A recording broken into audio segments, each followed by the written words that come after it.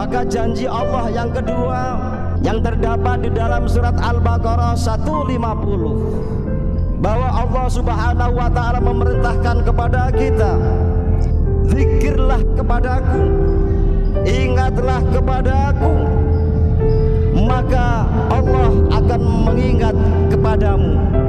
Ini janji Allah Subhanahu wa ta'ala. Kita harus yakin akan janji Allah Subhanahu wa ta'ala.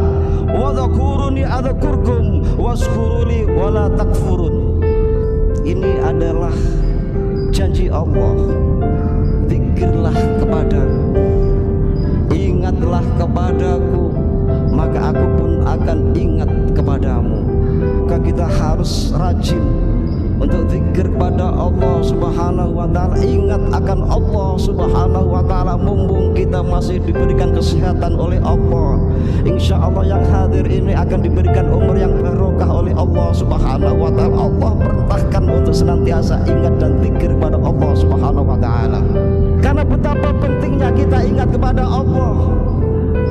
Kalau kita sudah ingat kepada Allah, maka kita ingat pula akan larangan Allah, ingat pula akan perintah-perintah Allah Subhanahu wa ta'ala dimanapun kita berada, baik siang maupun malam. Bukratan wa asila, kita senantiasa ingat dan berzikir pada Allah Subhanahu wa ta'ala.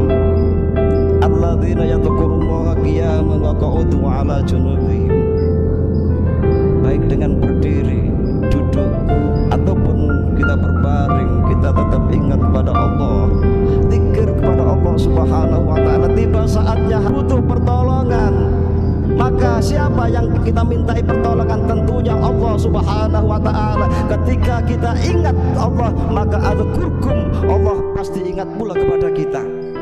Sama dengan kehidupan kita sehari-hari, ketika kita saatnya butuh pinjaman uang, ternyata yang kita datangi itu orang yang tidak kita kenal, maka kemungkinan besar orang yang kita datangi itu ketika kita menyapa dengan salam assalamualaikum, mungkin ketok pintu. Mungkin yang punya rumah ini hanya melihat dari balik pintu, bisa jadi kita hanya diterima di balik pagar. Kenapa? Karena kita tidak kenal, karena yang bersangkutan itu tidak kenal dengan kita. Namun sebaliknya, jika kita ini kenal baik dengan seseorang, tiba saatnya kita ini butuh sesuatu, kemudian orang itu kita datangi ke rumahnya karena kita sudah kenal baik. Sebelum kita mengucapkan apa yang kita perlukan, yang punya rumah pasti mempersilahkan kita masuk.